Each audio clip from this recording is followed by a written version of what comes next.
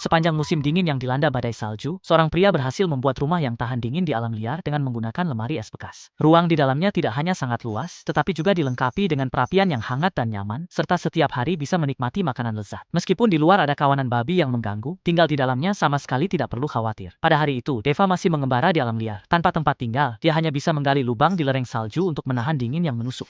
Meskipun di atas dan di bawah semua adalah lapisan es, itu bisa menahan angin dingin yang menusuk dari luar. Akhirnya ada sedikit rasa aman. Dia menyalakan kompor portabel, mencari sedikit kehangatan untuk tubuhnya yang hampir membeku. Deva bertahan semalam di dalam gua salju, tetapi seiring salju perlahan mencair, masalah pun datang.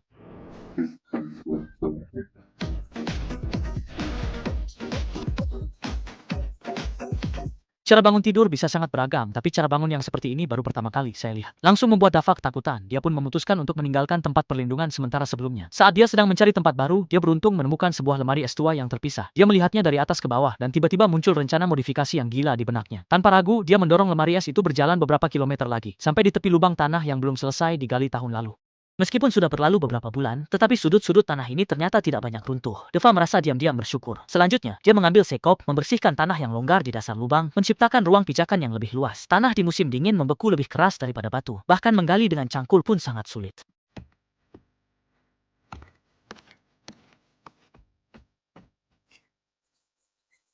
Untungnya, berkat kekuatan gigih, ruang di dalam fondasi akhirnya menjadi lebih rapi. Untuk memberi hadiah pada dirinya sendiri, dia membuka sebotol minuman yang sudah disimpan selama beberapa tahun untuk menghilangkan lelah. Maka, saya kecil. Setelah selesai, Deva menebang sekelompok kayu, menempatkannya di atas sambungan fondasi, dan mengikatnya dengan tali dengan erat, sehingga rangka atap yang dibangun menjadi kokoh. Bahan atap yang dipilih adalah jerami kering, ringan dan hangat, benar-benar anugerah dari alam. Namun, celah-celah jerami ini tembus angin, jadi harus dilapisi dengan lumpur. Tidak ada air, bagaimana? Deva mendapat ide cemerlang, langsung menggunakan salju sebagai pengganti, melelehkannya dengan obor menjadi air, dan mencampurnya menjadi adukan tanah liat alami. Menutup semua celah dengan rapat, sehingga angin dingin tidak bisa masuk lagi. Atap yang selesai terlihat terlalu polos, jadi Deva mengambil banyak jerami kering, menutupinya di permukaan, menyatu sempurna dengan lingkungan sekitar. Akhirnya atap tempat perlindungan selesai dibangun. Setelah bekerja begitu lama, Deva merasa tangan dan kakinya kedinginan. Yang paling penting sekarang adalah menyalakan tungku agar pondok menjadi hangat. Selama waktu itu, Deva juga menemukan beberapa papan kayu yang diletakkan di atas tanah sebagai alas tempat tidur. Baru saja selesai bekerja, perutnya mulai keroncongan. Untuk makan siang, diputuskan untuk membuat burger kecil spesial versi mewah. Dibungkus dengan kertas timah, dilempar ke dalam perapian untuk dipanggang sederhana. Sebentar saja sudah bisa menikmati kelezatan yang hangat. Hanya setelah kenyang baru ada tenaga untuk bekerja. Dia mengeluarkan lembaran perak isolasi, memotongnya sesuai ukuran, dan menempelkannya di dinding dengan paku payung. Pertama untuk mencegah tanah runtuh, kedua untuk menjaga agar panas di dalam ruangan tetap terjaga.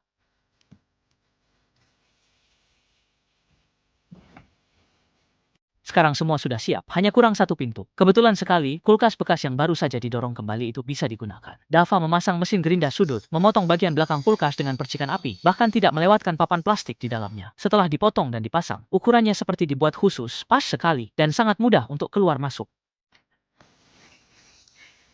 Kemudian dia menutup dinding yang tidak rapat dengan lapisan insulasi, sehingga panas dari perapian bisa terkunci di dalam rumah. Sangat puas dengan hasil ini, dia membawa selimut dan merapikan tempat tidur. Setelah beres, dia merasa rumah kurang terasa hangat, jadi dia memotong beberapa batang kayu dan membuat meja makan kecil di dalam rumah. Sekarang tempat kecil ini akhirnya terasa seperti rumah. Meskipun tempatnya tidak besar, semua perlengkapan yang diperlukan ada. Setelah sibuk seharian, akhirnya tiba saat paling nyaman untuk makan. Deva menyiapkan dua potong daging sapi. Di tengahnya dipecahkan satu telur ayam kampung, ditaburi sedikit bumbu, dibungkus rapat dengan aluminium foil, dan dimasukkan ke dalam perapian untuk dipanggang perlahan. Saat sudah matang 70%, aluminium foil dibuka, ditambahkan beberapa potong keju yang kaya rasa, lalu dimasukkan kembali ke perapian. Setelah setengah jam menunggu dengan cemas dan penuh harap, hidangan lezat yang menggugah selera akhirnya siap. Deva pun meringkuk di dalam sarang kecil yang dibangunnya sendiri, menikmati makanan lezat, memanggang di depan api hangat, menikmati waktu santai yang hanya miliknya.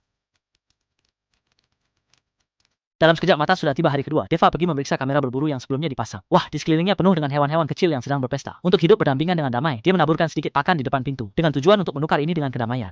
Bagaimanapun, pintu ini tidak dipasang kunci sandi, kalau ada tamu tak diundang masuk, itu tidak akan menyenangkan. Kembali ke dalam rumah, menyalakan lampu minyak tanah yang redup, membuka pintu untuk memastikan di luar aman, barulah dia merasa tenang kembali ke dalam rumah untuk menyiapkan makan malam. Bagi Deva, memasak adalah cinta sejatinya. Meskipun bahan-bahannya sederhana seperti sedang diet, dia selalu bisa membuatnya menarik. Kali ini dia membungkus bawang bombay dan daging sapi dengan bacon, menaruhnya di atas panggangan hingga berbunyi mendesis. Jatuh, harus diakui bahwa keahlian memasak Deva memang luar biasa. Meskipun kadang-kadang pengaturan panasnya agak sembarangan, tapi itu tidak mengurangi kenikmatannya saat makan. Bagaimanapun, di alam bebas bisa makan saja sudah beruntung, tidak perlu minta lebih.